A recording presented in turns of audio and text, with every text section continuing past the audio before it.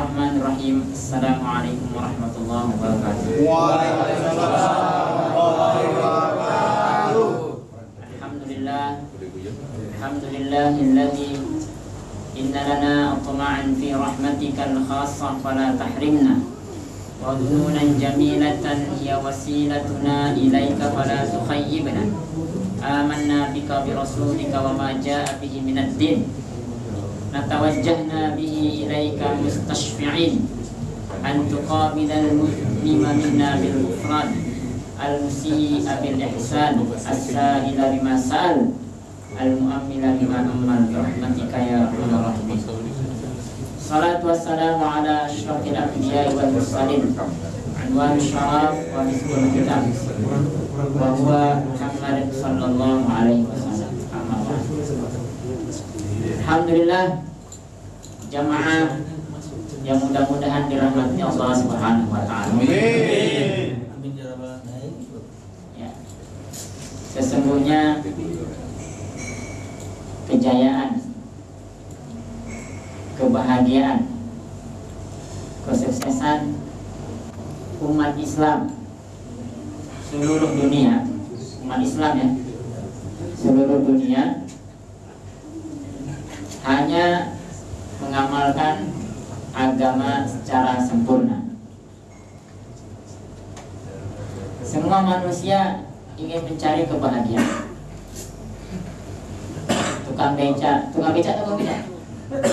Di sini apa namanya? Tukang beca. Tukang beca. Hah? Abang beca. Abang beca ingin mencari bahagia.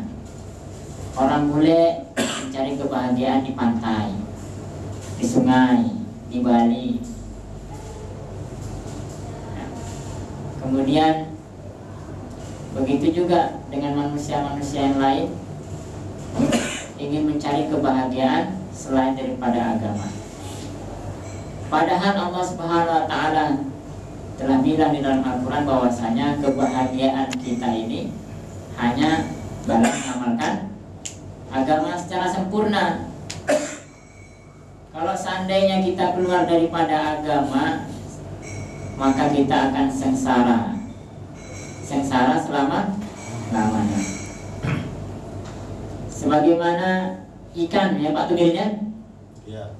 Ikan itu dia bahagia kalau dia berada di air. Makan di air, minum di air, tidur. Ikan tidur nggak? Tidur di air, Berenang di air. Kemudian kawin di air nggak? Ya. Nah, kawin di air. Nah, kalau seandainya ikan keluar dari air, kira-kira gimana Pak? Mati goreng. Maka diambil Pak Tudirin. Diambil, kemudian digorengnya, kemudian dimakannya. Sengsara. Kemudian ada dimakannya, tulangnya pun dimakannya kalau lembut habis semuanya. Sampailah ke leher, sampailah ke perut, sampailah keluar lagi perut. Subhanallah. Itu ikan kalau dia keluar dari tempat yang sesuai dengan habitatnya. Jadi ikan itu bahagia kalau di dalam air. Jadi jangan sekali-sekali ikan keluar daripada air. Kalau dia keluar dia akan sengsara, ya Pak ya? Ya. Itu juga dengan cacing. Cacing bahagia kalau berada di mana Pak? Dalam tanah. Pintar ya, subhanallah. Makan di tanah. Cacing tidur nggak? Tidur. Iya, emang tidur ya? Tidur di mana dia Pak? Di dalam tanah pada atas tanah? Di dalam tanah. Bermain di dalam kawin? Kawin juga dia? Kawin. Ada cacing kawin? Ada yang bilang nggak ada, ada yang bilang ada. Yang mana benar? Nggak ada? Nggak tahu lah saya, pokoknya dia di situ lah dia. Hah? Nah, kalau seandainya cacing keluar daripada tanah, maka dia akan sengsara selama-lamanya. Mungkin saja Pak Tumirin bawa motor, tiba-tiba dia keluarlah cacing, ketabrak cacing tadi, sengsara dia, mati, ya kan? Ataupun terkena sinar matahari, kepanasan dia, lama-lama mati. Ataupun dia coba-coba keluar cacing tadi, coba aku keluar dari tanah. Tiba-tiba datang Pak Rianto, dikeluarkannya ayamnya. Dimakanlah sama ayam Pak Rianto. Matilah cacing tadi. Jadi cacing tadi kalau keluar daripada tanah maka dia akan sengsara selama-lamanya. Itu juga dengan burung.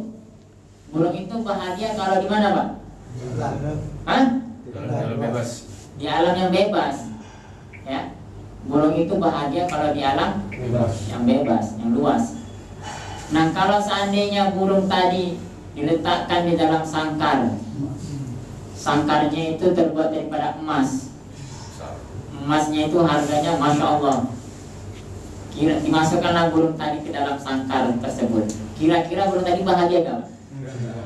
Ya, yakin ya gak bahagia ya? Sempit ya. Jadi nanti kalau bapak-bapak punya burung di rumah, lepaskan aja ya. Ya. Tapi katanya gak bahagia dia. Nah, kalau dia udah tahu gak bahagia, kenapa kita buat burung juga? Yang banyak burungnya sini Pak Karsan nih. Ahli burung sedunia nih. Offshore ya? Sama apa? Pak apa namanya? Pak apa? Pak Rani. Pak Rani. Pasangannya itu Offshore. pasangan burung buat gue. Jadi burung tadi bahagia kalau di alam yang bebas. Seandainya dia berada di sangkar yang emas, maka dia tidak akan bahagia. Begitu juga dengan manusia. Manusia itu bahagia kalau seandainya berada di dalam agama, ya, sholat, puasa, bacaan Quran, zikir, zakat, berbaik sangka dengan seluruh makhluknya, kemudian berbuat baik, menahan hawa nafsu, menahan marah, ya. Maka kalau dia berada dalam perkara agama ini, maka dia akan bahagia selama-lamanya. Nah, kalau dia keluar, dia akan sengsara. Sebagaimana ikan tadi sengsara dalam air, cacing tadi sengsara jika keluar daripada tanah, kemudian burung tadi keluar daripada sengsara apabila dia berada di dalam sangkar. Ya Pak ya? Ini jamaah yang dirahmati Allah Subhanahu wa taala. Jadi selagi kita masih dikasih Allah Subhanahu wa taala umur yang mudah-mudahan insyaallah kita panjang semua. Ya, kita manfaatkan umur yang sedikit ini untuk mengamalkan agama secara sempurna. Sebagaimana sahabat radhiyallahu anhum ajma'in. Sahabat ini dia ini mengamalkan agama secara sempurna. Kenapa? Karena di dalam diri sahabat ada 6 sifat yang mulia. Yang pertama, yakin terhadap kalimat la ilaha illallah Muhammadur Rasulullah. Yang kedua, salat khusyuk wal khudu. Salat khusyuk, bukan ngantuk ya. Salat khusyuk wal khudu. Kemudian yang ketiga, ilmu disertai dengan zikir. Kemudian yang keempat, memuliakan tamu. Kemudian yang kelima, berusaha untuk memperbaiki niat di dalam setiap amal. Kemudian yang keenam, belajar untuk menyampaikan perkara agama, mengajak orang sholat. Kemudian belajar bagaimana mengamalkan isi daripada Al-Quran dan Hadis. Kalau 6 sifat ini berada dalam diri kita, Pak, maka kita akan jaya, bahagia selama-lamanya. Insyaallah ya. Kita sambung pelajaran kita. Jangan lama-lama terus ya. Kemudian kemarin kita belajar masalah apa? Ini gara-gara kamera diam semua jadi. Masalah najis. Ya, masalah najis. Jangan lupa masalah najis. Sekarang kita masuk kepada bagian-bagian najis, pembagian najis dan cara bagaimana menghilangkan najis tersebut. Yang pertama an-najasatu al-mughallazah, yaitu najis yang berat. Wahia, yaitu najasatul kalbi, yaitu najis anjing. Wal khinzir, dan babi. Jangan sekali-sekali bilang babi, Pak ya. Wal khinzir, babi. Wa far'i ahadihima, kemudian keturunan-keturunan daripada anjing dan keturunan-keturunan daripada babi juga termasuk najis yang berat. Kemudian bagi kaifiyatu izalatiha, bagaimana cara menghilangkan daripada najis ini jika terkena oleh kita? Maka yang pertama, tathurun najasatu al-mughallazah bisab'i ghuslatin ba'da izalati 'ainiha ihdahunna biturabin, yaitu membersihkannya najis yang berat ini dengan 7 kali pembersihan, 7 kali nyuci, ya Pak ya. Ba'da, setelah menghilangkan daripada kotoran-kotorannya tersebut. Jadi kotorannya dihilangkan dulu, kemudian baru dicuci 7 kali. Ihdahuna, kemudian yang salah satu daripada yang 7 kali dicampur dengan tanah. Wal afdal, yang paling afdal ialah ayyakuna watut turabi fil ghuslatil ula, meletakkan tanah tersebut dalam pembasuhan yang pertama. Kenapa? Biar nanti kalau seandainya air penyucian ditaruh letakkan yang 7, maka nanti dia bercampur dengan tanah, maka nanti tangan kita jadi kotor kembali, ataupun kaki kita yang terkena najis jadi kotor kembali. Jadi kalau seandainya yang pertama udah kena dengan tanah, kemudian dibersihkan dengan air yang ke-6 kalinya, maka tetap bersih, nggak kotor lagi. Nah kalau yang ke-7-nya, yang ke-6-nya kita bersih pakai air, kemudian terakhir dengan tanah, maka nanti bisa kotor kembali dia.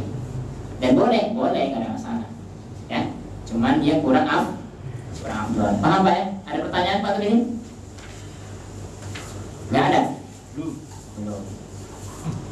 Masa ahli fatwa belum nanya? Kemudian najis yang kedua, yaitu najis al-mukhaffafah, artinya najis yang ringan. Kenapa dibilang najis yang ringan? Sebabnya syariat agama meringankan hukumnya. Jadi najis-najis yang ringan itu terdiri dari 4 syarat. 4 syarat. Yang pertama, ayyakuna baulan, harus berupa kencing, nggak boleh kotoran air besar, tapi harus berupa kencing. Yang kedua, ayyakuna min sobiyin, harus datang kencing tadi dari anak sobi. Sobi ini artinya anak kecil, ya. Allah yablugha as-sabiyyu haulaini ay sanatain. Jadi anak kecil tadi tidak boleh lebih umurnya dari 2 tahun. Lebih dari 2. Nah kalau kurang 2 tahun berarti masih najis ringan, ya Pak. Kalau lebih dari 2 tahun nanti namanya najis bukan berat, sedang-sedang saja.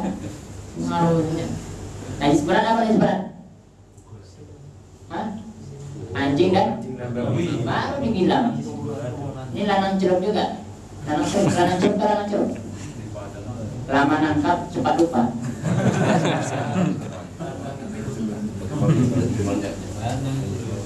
Kemudian yang keempat, alla yut'ama ghairal laban litaghadhi, dan dia tidak memakan selain daripada susu. Nah kalau 4 syarat ini ada, maka dia termasuk namanya najis ringan. Bahasa Arabnya apa? Bukan muhafafah. Muhafafah nama cewek saya. Bukan menor, Ustaz. Benar. Bukan apa-apa, tapi apa? Bukan lagi nama cewek, Pak Takwa dulu. Mutawasito. Mukhaffafa. Apa? Pakai kha, mukhaffafa. Kalau mukhaffafa salah nanti. Mukhaffafa. Kemudian kaifiyatu izalatiha. Cara bagaimana menghilangkan najis ringan. Bahasa Arabnya? Bahasa Arabnya? Bukan apa-apa, bapaknya cek saya. Apa tak? Bilang mukhaf. Mukhaffafa. Iya. Keluarkan hanya mukhaffafa. Caranya tathuru birashil ma'i 'alaiha ma'al ghalabati bi ayyakuna al-maqtar min al-bawl wa izalati 'ainiha wa awsafiha. Artinya apa? Cara menghilangkannya hanya dipercikan air ke atas najis tersebut, ke atas kencing tersebut. Ayakuna maqtar min al-bawl.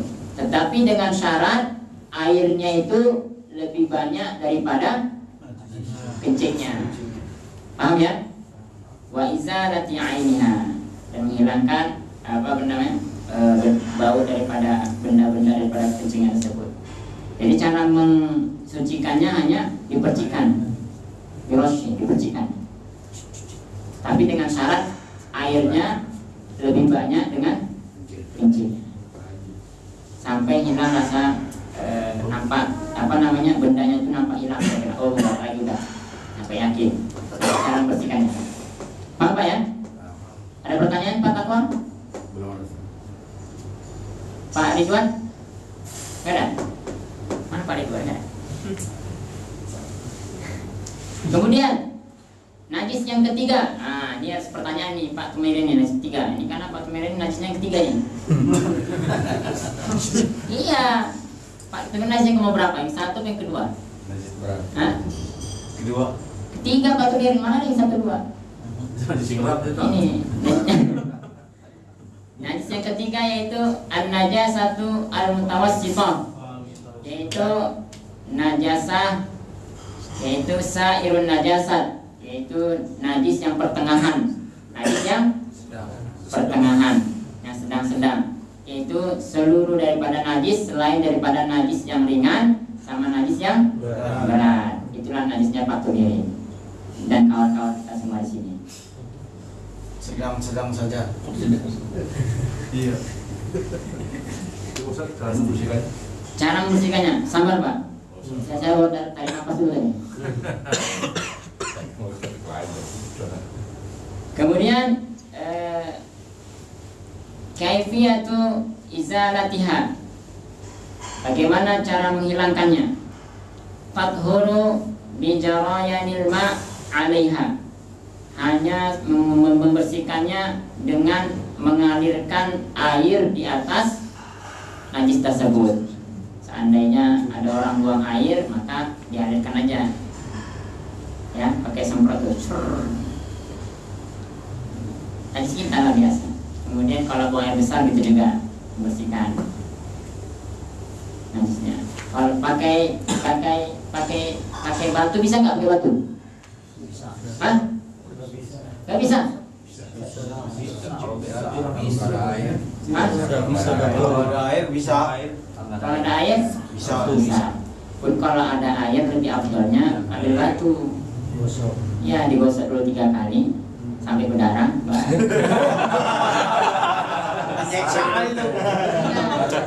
Ya, sampai berdarahnya dihilang. Memang sebenarnya begitu. Ambil batu 3, kemudian kita bersihkan dengan batu 3 kali, dengan batu yang ganjil, kemudian dibersihkan dengan air sunnah walaupun ada air. Batunya dipanasin dulu kata-kata.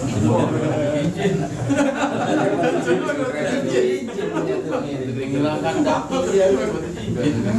Panas. Batu. Nah, ada pertanyaan? Habis masalah najis. Perbedaan haram dengan najis kan? Haram dengan najis.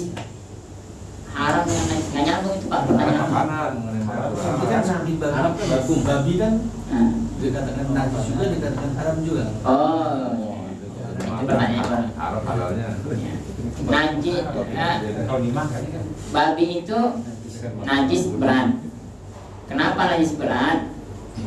Karena di dalam daripada babi ini banyak penyakit, ya cacing pita ya, sehingga mudaratnya lebih banyak daripada manfaatnya, maka dihukumi daripada najis berat. Dan karena najis berat, maka Allah haramkan dia karena banyak mudarat dan manfaatnya. Ya, jadi setiap yang banyak mudaratnya daripada manfaatnya, maka hukumnya haram, termasuk juga merokok. Haram. Haram. Jangan kata kau yang merokok lagi. Karena lebih banyak mudaratnya daripada manfaat. Setuju ya? Jadi saya nggak komplain lagi orang-orang merokok. Kalau seandainya ada kita potong nanti kita bawa apa namanya ke Saudi Arabia. Berarti merokok nanti kena harus. Pelanggaran ini menghasilkan cukai kok.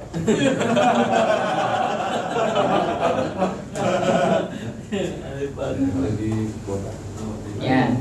Jadi kenapa dulu hukumnya rokok ini makruh?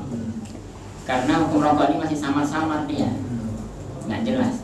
Sebenarnya sekarang pun hukumnya masih samar-samar, nggak jelas.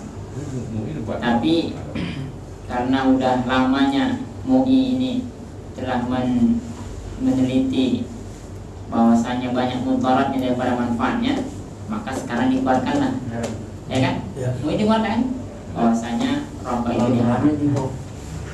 Rokok itu diharamkan. Dan dikeluarkan kan MUI ya? Udah? Ya, udah kan? Jadi kalau udah mau mengeluarkan, bagaimana pula Bapak masih merokok juga? Enak Ustaz, kurang lezat. Enaknya merokok itu 2 atau 4 aja ya. Setelah makan sama di WC. Nah, Kan itu kan rokok kalau udah dikeluarkan fatwa haram kan. Sedang kalau kayak minuman keras itu juga haram kan, tidak diterima ya abal ibadahnya. Nah kalau merokok itu gimana? Sama juga? iya, sama. 40 hari. Ya, dalam hadis, itu hadisnya. Setiap yang bercampur, yang tumbuh di dalam badan kita, benda-benda yang haram, maka amalnya yang fardu maupun yang sunnah tidak diterima Allah Subhanahu wa taala selama 40 hari 40 malam. Takut ngeri ya? Nyucinya gimana? Kecil ya? Nyucinya? Ya, membersihkannya dari yang badan kita ini gimana caranya? Nyucinya dengan mendekatkan diri kepada Allah. Bagaimana cara mendekatkan diri kepada Allah? Pertama, perbanyak istighfar. Perbanyak istighfar. Dengan istighfar semua masalah selesai. Apa ayatnya? Coba buka surat An-Nur. Dikatakan bahwa itu yursilis sama'a alaikum midrara. Dengan istighfar yursilis sama'a alaikum midrara. Kami turunkan air daripada langit. Wa yumdidukum bi amwali. Dengan istighfar ku tambah anak kau. Jadi anaknya yang 1 jadi 2. Maksudnya yang mandul bisa jadi sehat, gak mandul lagi. Yang anaknya 2 bertambah jadi 3. Yang bertiga tambah lagi jadi 4. Yumdidukum bi amwali wa banin. Jadi anak. Bukan hanya itu, hartanya pun ditambah Allah Subhanahu wa taala dengan istighfar. Yumdidukum bi amwali wa banin wa yaj'al lakum anhara. Subhanallah. Dengan berapa kali Ustaz? Istighfar. Nah kalau seandainya kita dalam perjalanan istighfar, coba lah Bapak buat. Apa kemarin kita belajar ihtisab? Apa ihtisab? Apa ihtisab?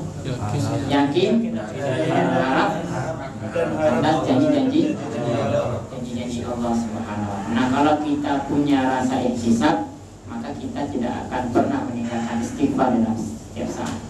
Ya, yakin dan harap atas janji-janji Allah. Apa janji Allah kalau kita beristighfar? Maka harta kita akan ditambah Allah Subhanahu wa taala. Apa janji Allah Subhanahu wa taala kalau kita beristighfar, anak kita diberkahi Allah Subhanahu wa taala. Apa janji Allah Subhanahu wa taala dengan istighfar? Semua masalah kita di dunia ini, kesehatan kita dijaga Allah Subhanahu wa taala. Tetapi karena kita kurangnya ihtisab tadi, yakin dan harap atas janji-janji Allah, maka kita mudah untuk meninggalkan istighfar. Nah, kalau ada rasa ihtisab, yakin dan harap atas janji-janji Allah, maka kita mungkin nggak kita tinggalkan istighfar. Enggak, Pak ya? Itu juga apa janji Allah di dalam surat Al-Kahfi. Barang siapa yang membaca surat Al-Kahfi di awal Jumat, apa di situ janji Allah? Ada yang tahu? Hah? Bapak tak kirim janji Allah kalau siapa yang membaca surat Al-Kahfi di awal Jumat, di hari Jumat, akan di ini tak Ini akan dijemput masuk ke nyawanya. surga. Fatwa apa itu? Fatwa apa? Fatwa karangan ini. Nasib kalau dia bilang begini, kalau udah ngadu, coba ngadu Pak Ustaz, ngadu. Jadi apa janji Allah di surah Al-Kahfi? Siapa yang membaca surah Al-Kahfi di awal Jumat, apa janji Allah? Siap urusannya. Maka Allah Subhanahu wa taala akan ampunkan dosanya yang lama maupun yang baru selama 7 hari ke depan dan 7 hari sebelumnya. 7 hari sebelumnya diampuni Allah Ta'ala dosanya yang lama dan baru. Itu juga 7 hari ke depannya diampuni Allah Ta'ala dosanya yang lama dengan dosanya yang baru. Kira-kira Allah Maha Pengasih nggak, Pak? Dan kira-kira kalau kita punya ada rasa yakin dan harap atas janji-janji Allah, kita tinggalkan nggak ini bacaan surah Al-Kahfi? Tidak ya. Nah, karena kita kurang yakin terhadap janji-janji Allah, maka kita pun hari Jumat santai aja, bersihkan rumput, jalan-jalan dan kemana sebagainya. Tinggalkan itu, baca surah Al-Kahfi sebentar, Pak, cuma 20 menit aja, nggak lama, bisa dicicil satu sedikit. Apa janji Allah lagi dalam surat Yasin? Apa janji Allah? Barang siapa yang membaca surat Yasin sebelum tidur, maka Allah Subhanahu wa taala akan matikan dia di dalam keadaan mati syahid. Jadi kalau membaca surat Yasin sebelum tidur, sama derajatnya dia mati dalam keadaan mati syahid. Mati syahid susah, Pak. Mati syahid susah. Sayyidina Ali radhiyallahu anhu ketika itu ada perang namanya perang Khandaq. Di situ ada nama terkenal namanya Amr bin Wud. Siapa namanya? Amr bin Wud. Salah satu tentara daripada tentara Quraisy yang dipimpin dengan Abu Sufyan bin Harb, yang mengatakan bahwasanya Amr bin Wud ini adalah 1 banding 1000. Jadi 1000 orang itu sama dengan dia sendiri itu. Dan dia terkenal itu Amr bin Wud, kehebatannya, Masya Allah. Maka Amr bin Wud bilang kepada tentara-tentara Quraisy, saya akan membunuh Rasulullah SAW. Maka dia pergi.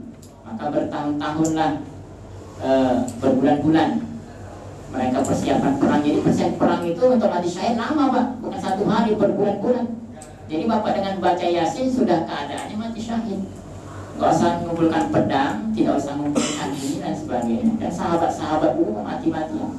Maka mereka berbulan-bulan, sampai ada mengatakan bertahun-tahun untuk mengumpulkan, untuk membuat perang. Sehingga ketika itu Rasul bermusyawarah dengan sahabat-sahabatnya 10 orang bahkan lebih. Salah satunya ialah Salman Al-Farisi, Abdurrahman bin Auf, Abu Bakar, Umar dan selain dan sebagainya dan seterusnya dengan sahabat-sahabat yang lain.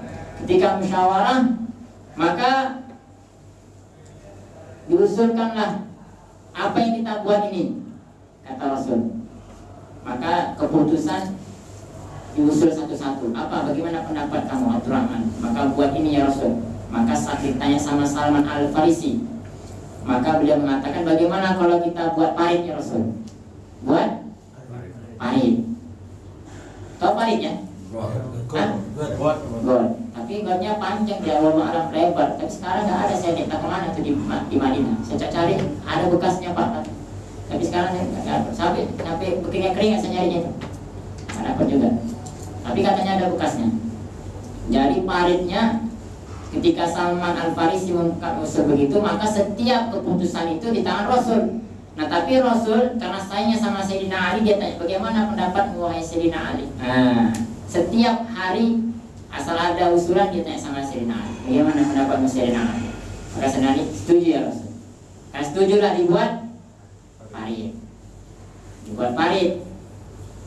Tak lama kemudian datanglah tentara daripada Quraisy yang dipimpin dengan Abu Sufyan bin Harb dengan satu orang yang banding 1000. Siapa namanya Pak?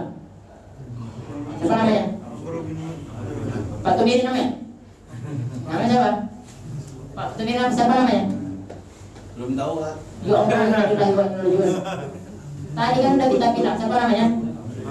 Amr bin Wood. W-O-O. Bukan burung. Nah, bukan burung. Bukan burung bapak, bukan burung Wood. Amr bin Wood.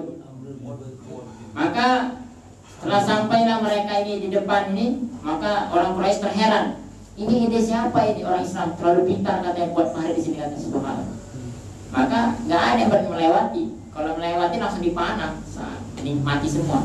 Akhirnya dari adat daripada orang Arab ini, sebelum perang dia ngadu satu-satu dulu. Nah, siapa yang misalnya yang kalah, siapa misalnya udah yang kalah, misalnya orang Islam yang kalah, maka kalau dia kalah, orang langsung diserang sama tentara Quraisy. Begitu juga kalau seandainya orang yang kafir yang kalah, mereka nggak berani serang. Kalau misalnya mereka menyerang, berarti mereka membunuh dirinya sendiri. Paham ya? Paham nggak? Pokoknya diadu mereka. Diadu satu persatu. Maka diutuslah Amr bin Wood naik dengan kudanya, bertemulah sampailah di ujung. Maka dikatakan utusnya, wahai Rasulullah, siapa utusan kamu, katanya. Siapa utusan kamu? Ayo lawan saya. Maka nggak ada yang berani. Kenapa? Karena tahu Rasul bahwasanya Amr bin Wood itu 1 banding 1000. Maka Sayyidina Ali panas darahnya. Wahai Rasulullah, ketika itu Sayyidina Ali berumur 18 tahun. Wahai Rasulullah, izinkan saya untuk membunuh Amr bin Wood. Jangan, kamu jangan. Masih muda. Belum nikah itu. Ya, masih muda, belum nikah, betul. Belum nikah, jangan. Maka saking sayangnya Rasul dengan Sayyidina Ali ditahan untuk perang. Ketika itu Amr bin menjerit lagi, wahai Rasulullah, mana kalian pengecut orang Islam, katanya. Katanya kalau orang Islam mati masuk surga, mati syahid. Sementara kami katanya kalau mati masuk neraka, katanya. Mana buktikan, katanya. Panaslah Sayyidina Ali lagi, Rasulullah izinkan saya, katanya. Jangan. Ya. Tambah lagi, pengecut kalian semuanya, katanya. Kalau kalian tidak berani, katanya, maka akan saya serang kalian semua sekarang nih, katanya. Maka Sayyidina Ali pun panas lagi, ya Rasulullah izinkan saya. Makanya turunlah perintah mungkin dari Allah Subhanahu Wa Taala. Kemudian Rasul saking sayangnya itu dikasihlah pedang, namanya pedang Zulfikar. Pernah dengar? Kasih pedang. Pedang itu sekarang di mana ada? Ada kayak dari mana pun ada. Nah pedang itu dikasihlah sama Sayyidina Ali. Sekarang dari mana Ustaz? Rasulullah dapat pedang dari mana? Enggak tahu juga ya. Pokoknya itulah pedang lah pokoknya. Cabang gue. Ya pedang. Nah dikasih Sayyidina Ali. Jadi kasih ini kalau lawan Amr bin Wood. Setelah itu dipeganglah dada Sayyidina Ali. Ya Allah, sesungguhnya aku sayang dengan anak saudaraku ini. Ya Allah, jagalah dia sebagaimana kau jaga aku. Ya Allah, jangan kau bunuh dia ya Allah, aku tidak bisa hidup tanpa Sayyidina Ali. Wah, tenang hati Rasul, pegang. Jadi kalau yang megang Rasul kok mati. Kalau yang megang Rasul tenang hatinya. Siap, berangkat. Ketawa lah Amr bin Wud. Ya Rasul, Muhammad, kan kau tahu kekuatan aku 1 banding 1000. Masa kau utus aku anak kecil umur 18 tahun katanya. Megang pedang aja nggak bisa katanya. Ketawa Amr bin Wud. Wahai anak kecil, udah menyerah aja kau katanya. Maka kata Sayyidina Ali, anak kecil aja kau nggak bisa melawan, mana yang orang besar katanya. Coba kau lawan dulu tuh, panas Amr bin Wud, kurang ajar anak kecil ini, berantem, penggal, kakinya, akhirnya jatuhlah Amr bin Wud. Ketika jatuh, tiba-tiba Jibril lah yang nolong Sayyidina Ali, dipenggangnya kepala Amr bin Wud, terputuslah kepala Amr bin Wud. Innalillahi wa inna ilaihi raji'un.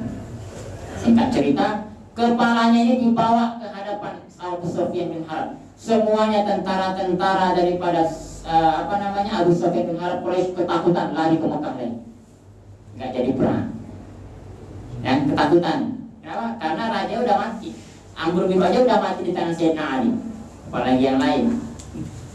Takutan. Ini Pak, mati, sahabat mengorbankan diri untuk mati syahid. Nah, kita dengan membaca Yasin sebelum tidur derajatnya sama kita mati ketika kita dalam perang. Tidak boleh mengumpulkan apa-apa. Jadi kalau kita ada rasa ihtisab, yakin dan harap atas janji-janji Allah, kira-kira kita tinggal gak ini baca Yasin? Tidak Pak ya? Insya Allah tidak. Tidak ya? Jadi kita berjanji dalam hati kita bagaimana kita berusaha untuk membaca Yasin sebelum tidur. Insyaallah. Insyaallah Pak ya?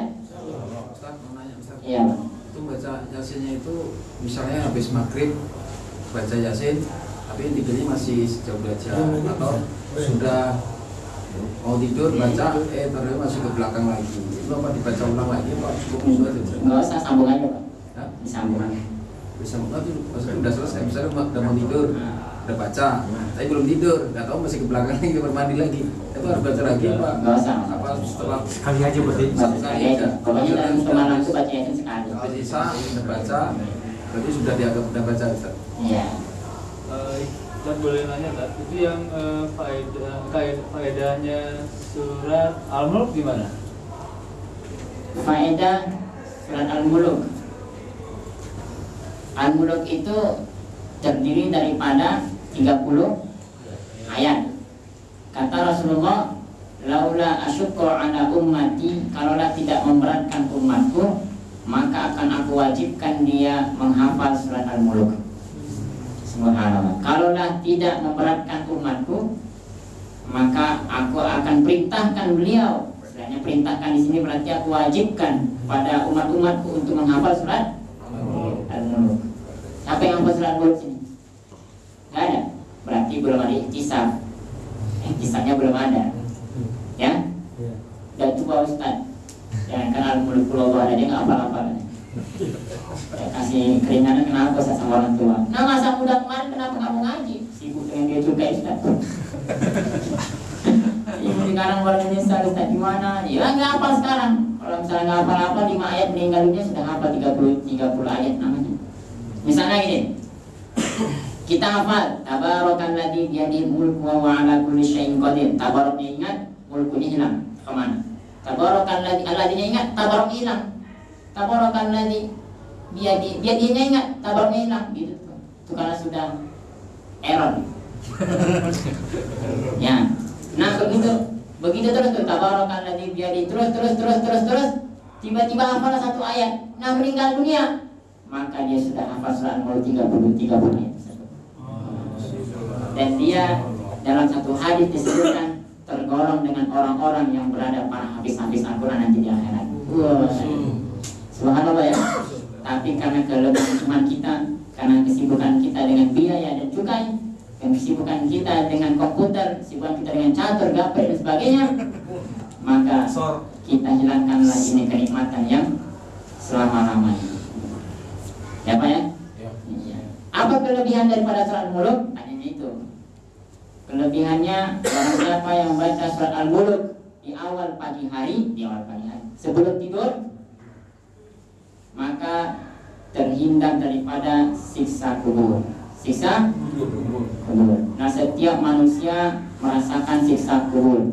Siksa kubur itu sangat pedih, ngeri sekali. Bahkan dalam kitab Ihya Ulumuddin, satu orang yang beramal, yang banyak amalnya sendiri, banyak amalnya juga, banyak amalnya, dia akan meminta bagaimana merasakan siksa kubur. Sakit sekali. Minta bagaimana dia. Saking sakitnya itu sudah nggak tahan dia. Sehingga Rasulullah SAW ketika mau meninggal dunia, dia perintahkan Israel. Israel siapa Israel, Pak? Nanti nggak tahu pula siapa punya nyawa. Ya, namanya Israel. Israel mati juga, Pak. Ketika nanti semuanya sudah meninggal dunia, tinggallah Israel sendiri. Wahai Rasulullah, wahai Allah Subhanahu Wa Taala, saya sudah cabut semua hamba-hambamu ya Allah. Sekarang tinggal saya lagi, kata Allah Subhanahu Wa Taala. Sekarang cabut nyawamu Israel. Israel sendiri pun dicabut nyawa. Nah, ketika Israel datang kepada Rasulullah, bahwasanya Rasulullah ini kekasih Allah. Wahai Israel, saya ingin merasakan bagaimana mati dalam keadaan tidak beriman kepada Allah. Tidak? Maka Israel, jangan Rasul, jangan, saya tidak sampai hati untuk melakukan itu. Maka Israel itu nggak sampai hati, terus dirayu Rasul, nggak mau juga Israel. Akhirnya mohon kepada Allah. Maka Allah perintahkan kepada Israel, cobalah. Maka dicoba. Ketika sedikit aja Rasul menjerit, sakit. Setelah itu Israel lepaskan. Wahai Israel, sudah kau cabut wahai nyawaku? Belum ya Rasul, itu masih sedikit saja. Karena kamu merasakan sakit sekali, maka aku tidak sampai hati untuk mencabut. Subhanallah. Orang yang mencabut nyawa dengan dalam tidak beriman. Kemudian disitulah Rasul mengucapkan kalimat ummati, ummatku. As-sholat, sholat, an-nisa, perempuan. Karena banyak perempuan yang masuk dalam nerakanya Allah Subhanahu Wa Taala. Dan banyak gara-gara perempuan, lelaki ini tergiur sehingga lelaki juga masuk dalam nerakanya Allah Subhanahu Wa Taala. Ya kan? Kemudian Rasul minta lagi, wahai Israel, coba kau cabut nyawaku dalam keadaan beriman kepada Allah. Maka Israel bilang, oke ya Rasul, saya cabut nyawamu dalam keadaan beriman kepada Allah. Cabut ya Israel. Sudah saya cabut ya Rasul. Tidak terasa, tiba-tiba dicabut sama Israel. Jadi orang yang beriman dicabut dalam keadaan tidak terasa. Jadi kira-kira ini ya, mudah-mudahan kita dicabut Allah Ta'ala dalam keadaan beriman, Pak ya. Ya, berusaha Pak untuk yakin dan harap atas janji Allah Subhanahu Wa Taala. Masih ada umur Pak. Kemarin di Duren Sawit, di komplek BTW ada namanya Pak Slamet. Ustadz itu sayang banget sama dia pun sayang sama Ustadz. Tapi 3 bulan ini Ustadz nggak pernah jumpa dia. Biasanya setiap sebulan 2 kali jumpa. Nah, kemarin hari Minggu Ustadz kesana dengan kabar beliau meninggal dunia. Ini hari keduanya, ini hari ketiganya. Ketika sampai di rumahnya, Ustadz hari pertama datang, istrinya bilang, Ustadz, sebelum beliau meninggal, dia berpesan, saya minta maaf kan seluruh dosa-dosa saya sama Ustadz Ridwan, itu pesannya. Yang kedua, kalau saya meninggal dunia, tolong bacakan saya 30 juz katanya. Subhanallah. Itu permintaannya, tapi belum Ustadz penuhi, masih dalam proses, insya Allah mudah-mudahan. Jadi Bapak nanti kalau kita meninggal dunia, kira-kira wasiatnya sama nggak? Insya Allah. Ada pertanyaan? Nggak ada? Gimana baiknya kalau setiap malam kita mengaji tadarus, apa kita harus baca Yasin dan surat Al-Mulk dan lain-lainnya? Setiap malam itu tadarus baik, tetapi alangkah baiknya disempatkan untuk baca Yasin sama Al-Mulk. Jadi 3-3-nya baik, borong 3-3-nya. Jangan yang suka hatinya aja tadarus sudahlah, nggak membaca Yasin sama Al-Muluk tadi. Al-Muluk itu Pak kalau dibaca berapa menit Pak? Berapa menit Pak? Hah? 15 menit. 15 menit. Kita nonton film India berapa menit? 2 jam. 2 jam. Subhanallah ya, hafalkan ya Pak Takwa ya. Film apa? Tadi Kusi Kabilo. Apa tikus-tikus tadi? Hah? Tadi Kusi Kabilo. Luis. Terkadang sedih, terkadang menangis. Nah, Saya tanya yang tadi masalah ada amanah dari yang almarhum tadi. nah, Kira-kira kita wajib nggak Ustaz dapat untuk Ustaz sendiri wajib nggak untuk melaksanakan? Apakah ada kewajiban itu Ustaz untuk melaksanakan itu? itu kan wasiat dia sebelum meninggal dunia. Nah, saya tahunya wasiat itu ketika di hari Minggu kemarin. Nah, kalau memberatkan bagi saya untuk melakukannya nggak wajib. Nah, kalau seandainya memudahkan untuk saya, maka hukumnya nggak ada masalah. Nah, bagi saya untuk bacakan 30 juz untuk mayat yang nggak payah, udah. Jadi ya hukum bagi saya itu ya akan berusaha untuk melakukan wasiat tersebut. Tapi kalau dia wasiatkan ke anaknya, ke anak kandungnya, itu gimana? Wajib. Jatuhnya wajib ya maksudnya? Kalau seandainya itu perkara yang baik ya, perkara yang buruk enggak. Ya Pak ya? Iya. Paham? Ada lagi? Ustaz, Pada surat itu Al-Insan yang kemarin kita hafalin dulu kan? Fadilah surat Al-Insan. Fadilah surat Al-Insan ialah apa fadilah surat Al-Insan? Pak ini, Pak Indra. Fadilahnya. Nah. Ini karang-karang. Baru baca doang Ustaz. Pak Tumirin, coba karang dulu apa fadilah surat Al-Insan. Belum Cara nyampe pernapasan ya? Bernafas sama insan. Mengingatkan manusia bahwa manusia diciptakan Ya enggak, waktu begini dong. Surat Al-Insan digabung dengan surat As-Sajadah. Ya, As-Sajadah sama Al-Insan. Maka itu disunahkan untuk membacanya ketika di hari Jumat, sholat subuh waktu Jumat. Nah, Rasulullah SAW tidak bisa tidur sebelum membaca surat As-Sajadah sama Al-Muluk. Di dalam satu riwayat juga Al-Insan. Ada satu riwayat mengatakan Al-Insan. Ya, jadi 3. Nah, kita itu Rasul yang sudah dijamin masuk surga. Dia tidak bisa tidur sebelum membaca 2 surat tersebut. Bahkan dalam satu riwayat 3 surat tersebut. Nah, kita yang nggak dijamin kok bisa tidur gitu.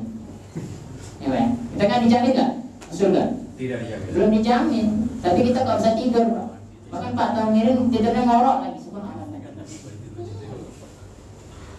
Tapi nggak bisa tidur Kalau untuk surat Al-Waqiah sendiri Surat Al-Waqiah itu bagusnya dibaca ketika setelah asar. Kegunaannya supaya tidak ada rasa fakir di dalam diri kita. Maksudnya apa? Walaupun kita ini miskin tetap kaya sama Allah. Gitu. Bukan harta kita banyak, enggak. Walaupun kita miskin tapi tetap tidak ada rasa fakir dalam hati kita. Tetap kaya di sisi Allah Subhanahu wa taala. Dan mungkin saja ada satu riwayat dengan membaca surah Al-Waqiah kita bisa jadi kaya betul-betul. Tapi kaya dengan kekayaannya itu bersyukur kepada Allah. Tidak kufur kepada Allah. Itu kelebihan surah Al-Waqiah. Jangan mentang-mentang kelebihan menjadi orang kaya dibaca di Al-Waqiah. Yang lain nggak mau dibaca kan? Kan manusia kita mau kaya baca Al-Waqiah aja lah. Ada lagi pertanyaan? Nggak ada? Ada Ustaz. Nah, Hukum alkohol itu gimana? hah? Alkohol. Hukum alkohol, haram. khamar, Bukan alkohol. Parfum. parfum. Tengok parfumnya juga. Nah, kalau alkoholnya lebih rendah daripada isinya nggak ada masalah. Obat batuk mengandung alkohol. Obat batuk mengandung alkohol. Sedikit itu. Kalau alkoholnya sedikit, nggak apa-apa. Nah, kalau alkoholnya banyak nggak boleh. Gitu juga dengan minyak wangi. Kalau alkoholnya berapa persen gitu, 80%, kemudian isinya sedikit nggak boleh. Tetapi kemarin ada perdebatan juga tuh sama Panglima masalah alkohol. Jadi hasil kata beliau apa namanya?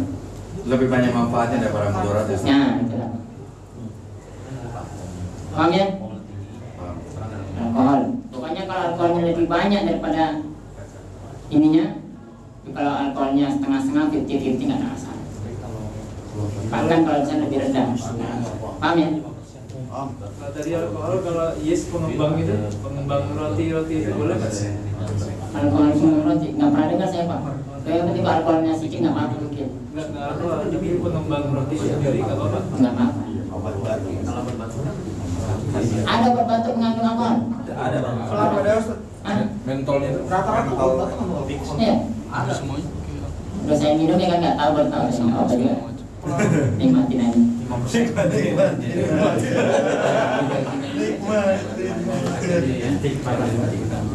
Ya, nggak apa-apa. Sama herbal. Ada pertanyaan? Ya ada. Ustaz yang terkait tadi najis tadi ya Ustaz. Nah, najis, iya betul najisnya. Anjing kan tadi. Nah, Nah itu kalau misalnya anjingnya itu apa masih kecil dan udah dicuci dipiara bersih, Sama aja. najis juga. dipiara dicuci, tapi masih kecil kan dicuci. Tetap Bahkan waktu saya lahir trot tetap najis. Awal dulu kan nggak gede-gede. Nggak gede-gede dari segitu. Tapi kan ini dulunya. Iya. Nanti kita bicarakan pak ya besok ya. Itu babnya besar. Sambung lagi kan? Ya, itu babnya besok. Ya. Insya Allah. Panjang ceritanya itu nanti. Besok libur. Besok libur ya. Pemilu. Pilihlah. Pilihlah pemimpin yang adil. Pernah cerita dengar Imam Hanifah? Belum. Imam Syafi'i? Imam Syafi'i belum dengar. Imam Hanifah belum dengar. Imam Hambali? Imam Maliki. Kalau Imam Tumirin? Nah, Imam Abu Hanifah itu mazhab Hanafi ya. Itu terbanyak di India, Pakistan, Bangladesh. Kemudian ada sebagian di Turki juga bermadzhab Hanafi, dan sebagainya daerah-daerah yang lain banyak. Ya. Jadi Imam Hanafi itu termasuk satu orang yang alim. Kealimannya Masya Allah. Sehingga terkenal satu kampung itu orang alimnya. Ketawajuhannya, baca Al-Quran, dia bisa menghatam Al-Quran beberapa kali gitu. Banyak baca satu hari. Dalam satu hari dia bisa mengatakan mungkin lebih daripada 80 berapa kali. Dalam satu hari. Itulah Imam Abu Hanifah. Kemudian saking alimnya itu dia mau diangkat jadi perdana menteri. Jadi perdana menteri, penasehat lah gitu sama presiden. Nah, ternyata presidennya ini orang yang zalim. Orang yang zalim, suka mukul orang, tidak ngasih makan, nggak kasih minum, kemudian ngasih makan yang sekedarnya saja dan sebagainya. Pokoknya zalim lah pada saat itu. Maka Imam Hanifah